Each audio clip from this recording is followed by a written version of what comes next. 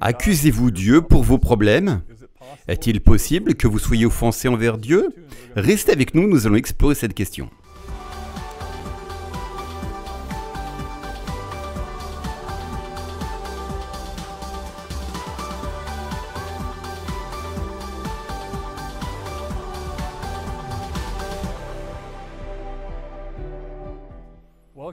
Bienvenue dans une nouvelle édition de Vraiment Libre. Gloire à Dieu, mon nom est Barry Bennett et je vais passer un moment avec vous. Nous allons partager des réflexions sur les choses de Dieu. Et aujourd'hui, plus particulièrement, nous allons parler de ce que signifie être offensé envers Dieu.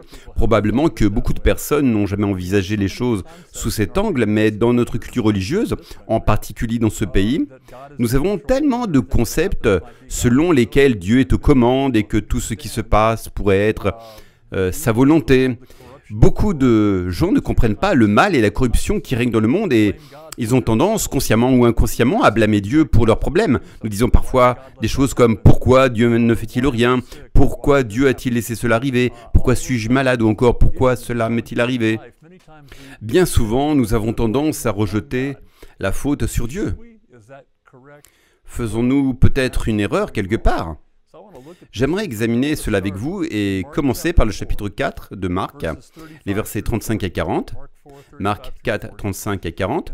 Ce même jour, le soir venu, Jésus leur dit aux disciples, « Passons de l'autre côté. » Alors Jésus et ses disciples montèrent dans une barque, et après avoir laissé la foule, ils l'emmenèrent dans la barque.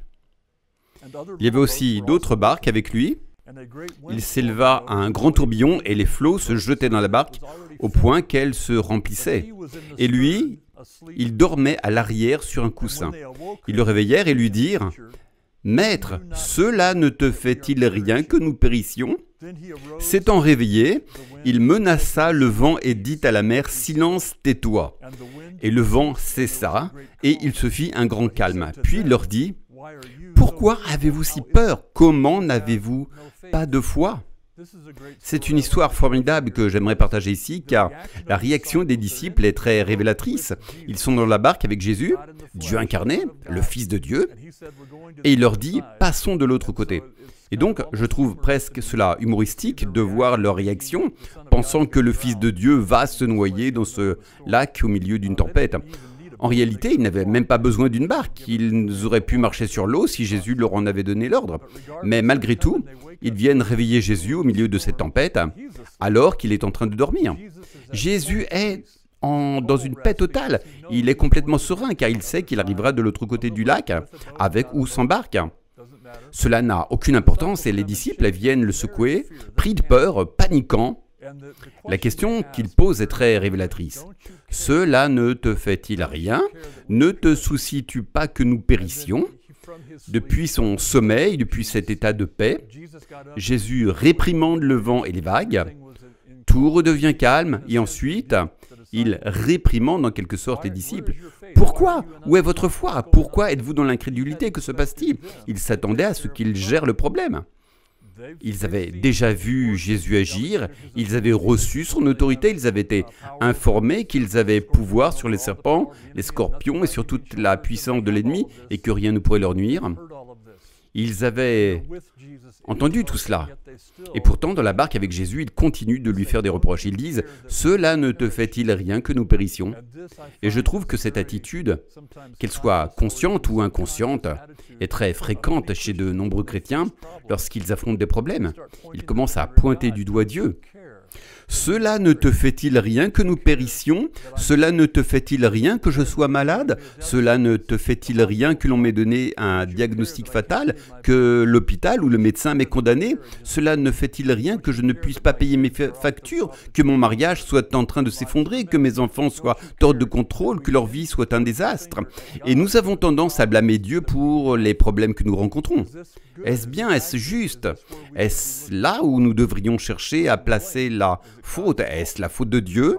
Si nous avons des problèmes dans la vie, nous pouvons revenir au commencement. Et il est souvent utile de revenir au début pour comprendre où ce genre de choses a commencé. Nous pouvons remonter au Jardin d'Éden, ou immédiatement après, avec l'histoire de Caïn et Abel. Caïn est jaloux parce que l'offrande d'Abel, qui a été faite avec foi, a été acceptée par Dieu, tandis que l'offrande de Caïn, probablement sans foi, a été rejetée. Alors Caïn devint jaloux et tua Abel. Mais où était Dieu? Était-ce la volonté de Dieu que Caïn tue Abel? Non, je ne crois pas du tout que c'était la volonté de Dieu. Pourquoi n'est-il pas intervenu? Nous pourrions poser la même question dans cette situation. Dieu, cela ne te fait-il rien que Caïn s'apprête à tuer Abel? Ne vas-tu rien faire? Ne vas-tu pas l'arrêter?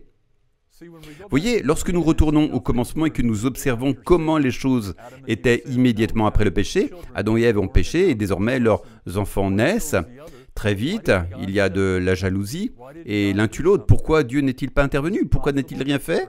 Est-il possible que peut-être il ne le puisse pas? Que légalement, si nous pouvons utiliser ce terme, il lui soit interdit d'intervenir dans les affaires des hommes à moins que ces derniers aient foi en lui et l'invitent à intervenir?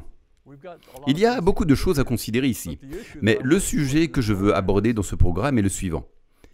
Est-il juste d'être offensé envers Dieu? Adam et Ève ont-ils été offensés envers Dieu après que Caïn ait tué Abel? Était-ce juste pour les disciples d'être offensés envers Dieu à cause de la tempête, pensant qu'ils allaient mourir?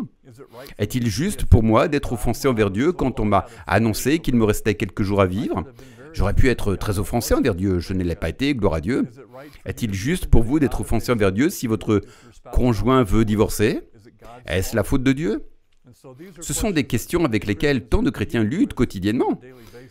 Ce sont des problèmes auxquels nous sommes confrontés au quotidien. Dans les Actes des Apôtres, nous avons un autre exemple, Acte 16, versets 25 et 26, nous raconte que Paul et Silas, après avoir été arrêtés pour avoir prêché l'Évangile, sont jetés en prison. Devraient-ils être offensés envers Dieu pour avoir été arrêtés emprisonnés? Lisons ce passage, Actes 16, 25, 26. Vers le milieu de la nuit, Paul et Silas priaient et chantaient les louanges de Dieu, et les prisonniers les écoutaient. Tout à coup, il se fit un grand tremblement de terre, en sorte que les fondements de la prison furent ébranlés. Au même instant, toutes les portes s'ouvrirent, et les liens de tous les prisonniers furent rompus. Maintenant, prenons un moment pour réfléchir. Ils prêchaient l'Évangile? N'était-ce pas la volonté de Dieu? Pourtant, ils ont été arrêtés et emprisonnés. Était-ce la volonté de Dieu? Non, ce n'était pas la volonté de Dieu. Pourquoi Dieu n'a-t-il rien fait? Paul et Silas auraient-ils pu être offensés, l'un envers l'autre ou envers Dieu? Est-ce la bonne attitude à avoir? Dieu n'intervient pas pour empêcher que les choses mauvaises se produisent, mais lorsqu'ils l'ont loué, lorsqu'ils ont rendu grâce, Dieu a agi. Dieu a secoué la prison, Dieu a fait tomber les chaînes.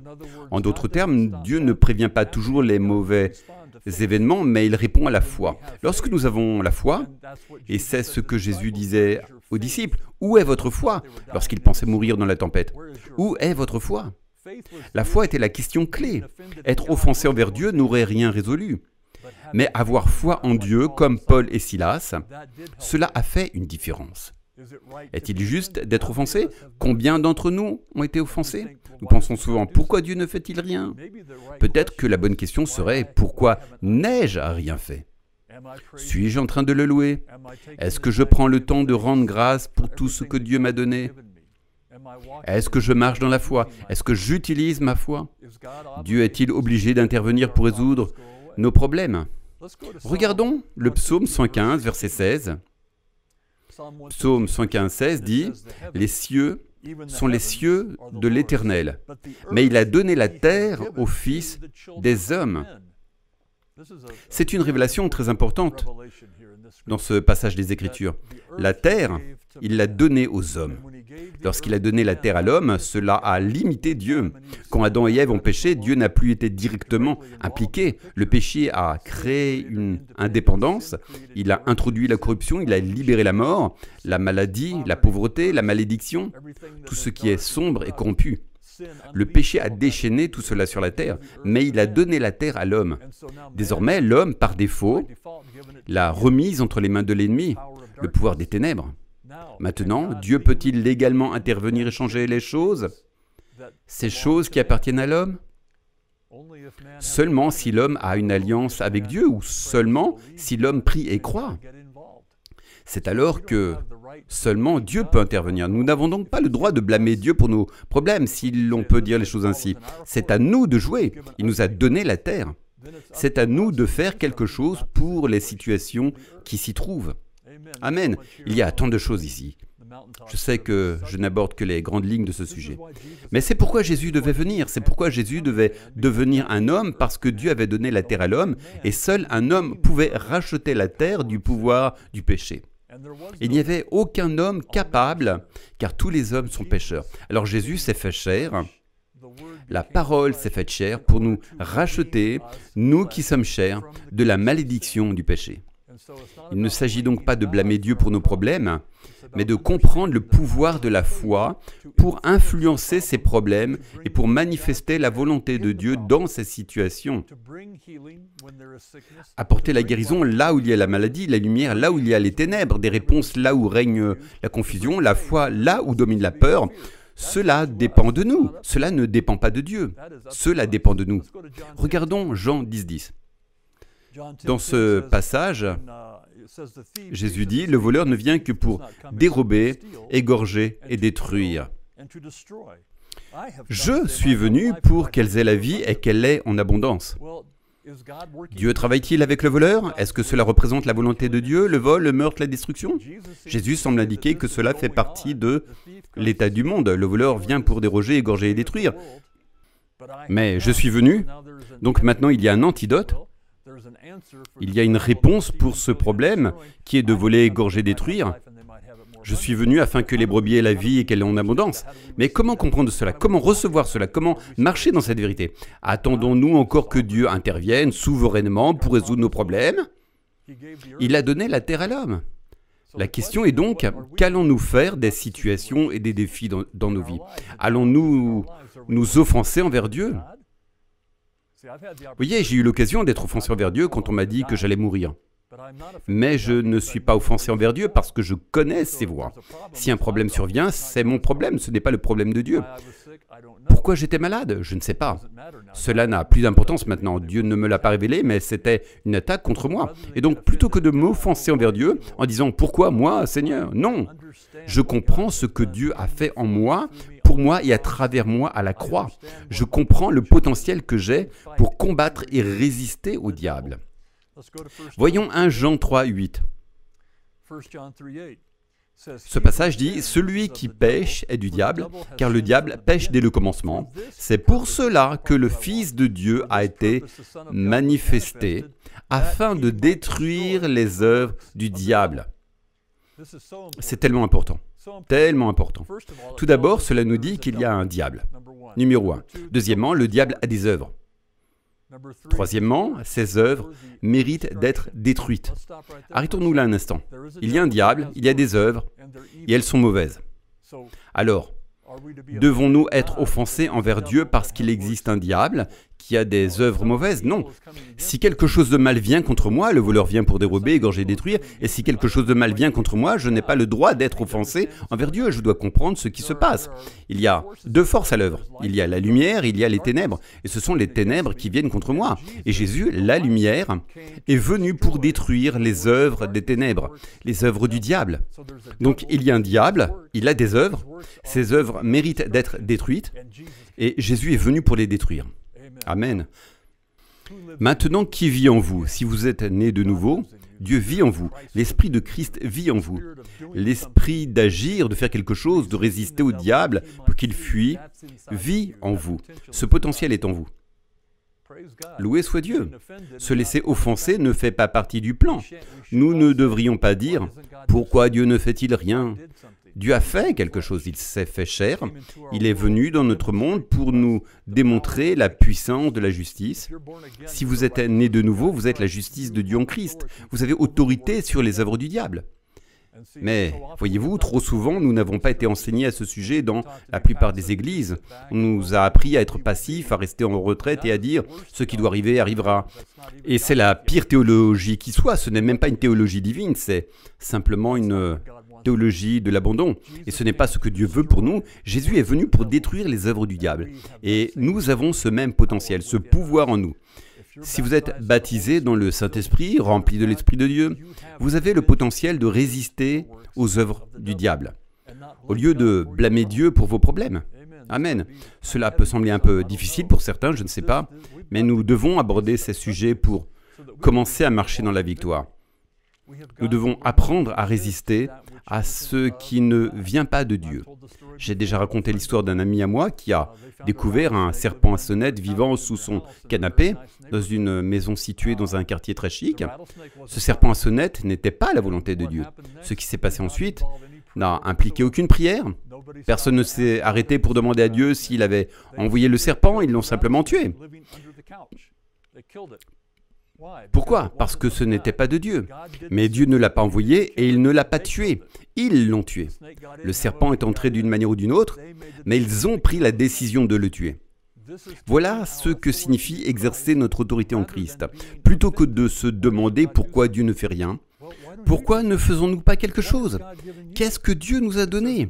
Comme il est dit en Romains 10, 17, la foi vient de ce qu'on entend, et ce qu'on entend vient de la parole de Dieu. Jésus a reproché aux disciples, où est votre foi? Et pourtant, ils étaient avec Jésus jour et nuit, dans le même bateau que lui. Et ils pensaient toujours qu'ils allaient mourir. Pourquoi? Vous pouvez être en proximité physique avec Jésus, comme il l'était, et pourtant ne pas l'entendre. Même s'il parle, il y a une telle insensibilité dans nos cœurs, nos intelligences et nos oreilles, que même si Dieu parle pour que nous ayons la foi nécessaire pour résister aux œuvres de l'ennemi, beaucoup d'entre nous ne l'entendent pas. Et c'est ça le problème. C'est le véritable problème. Je vais le dire très franchement, plutôt que d'être offensés envers Dieu, nous devrions être offensés envers nos propres cœurs endurcis. Voilà le problème ne vient pas de Dieu, le problème, c'est nous. Waouh! Bien, allons à Matthieu 13, 15. Matthieu 13, 15, Jésus explique très clairement où est le problème. Car le cœur de ce peuple est devenu insensible. Ils ont endurci leurs oreilles et ils ont fermé leurs yeux, de peur qu'ils ne voient de leurs yeux, n'entendent de leurs oreilles, ne comprennent de leur cœur, ne se convertissent et que je ne les guérisse. Que dit Jésus ici? Que le problème ne vient pas de lui, mais de nous.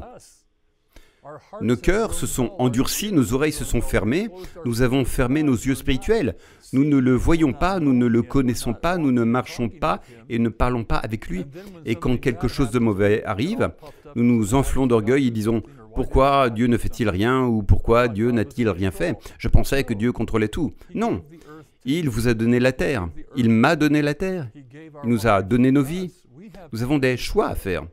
Nous avons des décisions à prendre, notamment celle de valoriser le fait de l'écouter, ce qui est la source de la foi, ou simplement d'être en proximité avec lui, comme en allant à l'église, puis quand quelque chose de mauvais arrive, lever les mains et dire « Pourquoi Dieu n'a-t-il rien fait ?»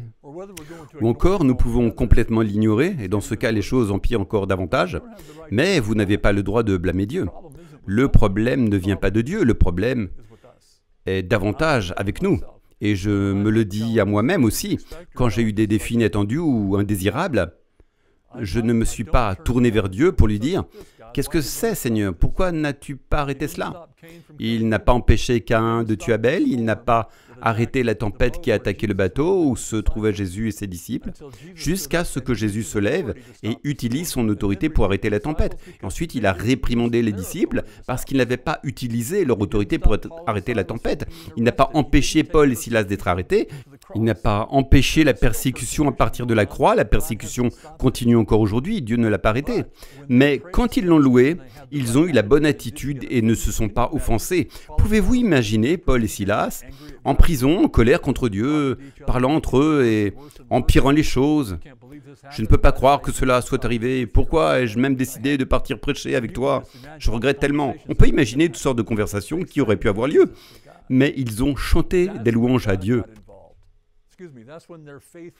C'est à ce moment-là que leur foi a été libérée, qu'elle a été activée et que la prison a tremblé, que leurs chaînes sont tombées. C'était la volonté de Dieu. Il est venu pour détruire les œuvres de l'ennemi. Mais il ne peut le faire que s'il y a de la foi quelque part, chez quelqu'un, pour libérer cette puissance. Plutôt que d'être offensé, pourquoi ne pas écouter Dieu? Jésus a dit, je vous guérirai. Mais votre cœur est si insensible, vous avez fermé vos oreilles, vous êtes dur d'entendement, vous avez fermé vos yeux spirituels, quand vous ne valorisez pas ce que Dieu vous a donné. Cela s'éteint, cela s'émousse, cela cesse. Ce n'est pas que Dieu ne parle pas, mais que les préoccupations du monde étouffent la parole. Et nous finissons par mettre de côté la puissance que nous avons, la laissant sur une étagère sans qu'il ne se passe rien. Puis, quand quelque chose de mauvais arrive, nous disons « Pourquoi Dieu n'a-t-il rien fait ?» Dieu a fait beaucoup, mais nous ne profitons pas de ce que Dieu a fait. Regardons les choses qui sont à notre disposition. Nous avons le nom de Jésus. Si vous lisez le livre des Actes, regardez combien de fois ils utilisent le nom de Jésus. Au nom de Jésus, lève-toi. Au nom de Jésus, ceci. Au nom de Jésus, cela. La puissance du nom de Jésus, le nom qui est au-dessus de tout nom. Nous avons ce nom à appliquer dans nos vies, l'autorité de ce nom. Nous avons les dons de l'esprit, la parole de connaissance, la parole de sagesse, la prophétie, la foi, les dons de guérison, la liste continue, le discernement des esprits. Tous ces dons sont des outils dont nous avons besoin et qui sont à notre disposition pour affronter les défis de la vie. Vous n'avez pas à être confus dans l'obscurité, à vous demander ce qui se passe. Vous avez les dons de l'esprit.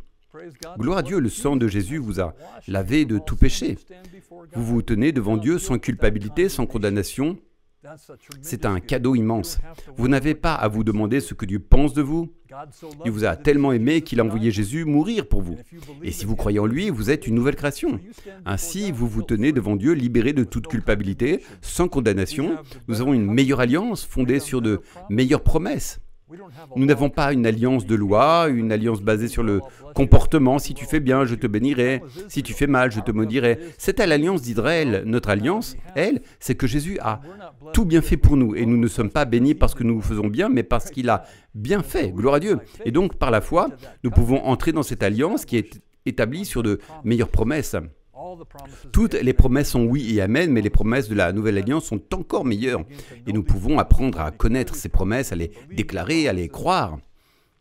Ainsi, quand les défis surviennent, nous ne nous offensons pas contre Dieu, nous savons quelle est notre armure, nous savons quelles sont nos armes, nous savons quel est le potentiel que nous avons en Christ. En nous, Christ en nous, nous avons l'autorité de Dieu. Vous pourriez dire, je n'ai pas l'autorité de Dieu. Mais s'il vit en vous, vous avez l'autorité de Dieu.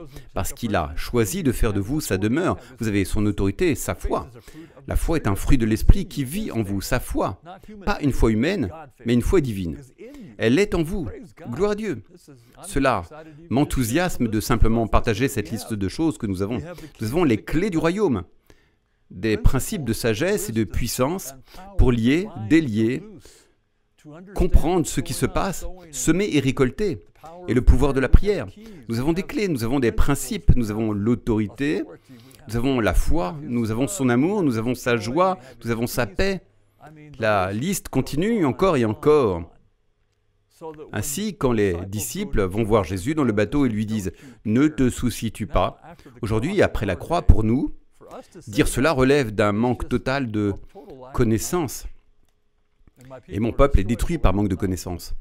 Nous n'avons pas réalisé et apprécié tout ce que Jésus nous a donné. Afin de résister aux œuvres de l'ennemi, il est venu pour les détruire, puis il nous a donné l'autorité pour les détruire également. Vous avez autorité sur la maladie. Vous avez autorité dans les relations. Vous pouvez apporter l'amour de Dieu dans les relations, les guérir et les restaurer. Vous avez l'autorité d'être une lumière dans les ténèbres. Vous avez l'autorité de marcher dans l'amour. Vous avez l'autorité d'avoir une prière de foi dans votre bouche et dans votre cœur. Vous pouvez parler aux choses et elles changeront. Ne demandez pas pourquoi Dieu ne fit-il rien. La vraie question est pourquoi ne faites-vous rien? Et pour moi, pourquoi ne fais-je rien? J'apprends, je fais de mieux en mieux parce que j'ai compris cette chose. Et c'est pourquoi je partage cela avec vous. Il y a des choses que vous pouvez faire pour changer votre vie. Ne soyez pas offensés contre Dieu. Dieu vous a donné tout ce dont vous avez besoin pour être plus qu'un conquérant, mais un vainqueur. Quand vous êtes offensé, vous ne pouvez pas profiter de votre marche avec Dieu, y prendre plaisir. Quand vous êtes offensé, vous ne pouvez pas profiter du présent et vous ne pouvez pas voir un avenir radieux. Lorsque vous pensez que vos problèmes sont la faute de Dieu ou qu'il vous teste, qu'il rend la vie difficile pour voir de quoi vous êtes fait, ce n'est pas ainsi qu'il agit. Il a rendu la vie difficile pour Jésus, si vous voulez le dire ainsi. Et Jésus a passé le test pour vous. Et nous entrons dans sa victoire par la foi. Je n'ai pas besoin d'être testé, la vie me teste. Dieu ne me teste pas, Dieu m'équipe pour le test. Et ainsi, quand la vie me teste, je suis équipé, j'ai le nom de Jésus, j'ai le Saint-Esprit, j'ai l'autorité de Dieu, j'ai la foi de Dieu, j'ai l'amour de Dieu, j'ai la joie, j'ai la paix, j'ai les dons de l'Esprit, j'ai de meilleures promesses, j'ai tout le paquet. Et donc je ne dirai jamais, Dieu, pourquoi ne fais-tu rien? Non. Il est assis sur son trône en me demandant, Barry, pourquoi ne fais-tu rien? Je t'ai équipé, tu es prêt à partir. Tu es un béret vert ou un membre de la Navy, tu es préparé et prêt. Fais quelque chose, gloire à Dieu. Et c'est l'attitude que nous devrions avoir, plutôt que de laisser la vie nous balancer d'ici et là et dans tous les sens. Je ne veux pas que la vie me mette à terre et m'élimine. Non, je vais passer à l'offensive. Je vais prendre les commandes de ma vie. Je vais influencer la direction de ma vie par la parole de Dieu, par les promesses de Dieu, par l'Esprit de Dieu. Je ne m'offenserai pas contre Dieu. Je refuse de m'offenser contre Dieu. Alors que vous priez, que vous marchez, que vous parlez avec Dieu, demandez-lui sa sagesse. Demandez-lui une connaissance surnaturelle et une révélation. Demandez-lui de vous révéler des choses pour que vous sachiez ce qui se passe et que vous sachiez comment y répondre. Dans chaque défi, c'est la volonté de Dieu, ne pas être offensé, mais être proactif en apportant l'influence de Dieu dans votre vie, dans votre sphère d'influence et en changeant les choses pour sa gloire. Amen. J'espère vraiment que cela vous a béni, j'espère que vous avez retiré quelque chose de cela et je veux prier avec vous maintenant. Et prier pour que cette parole trouve une place dans votre cœur.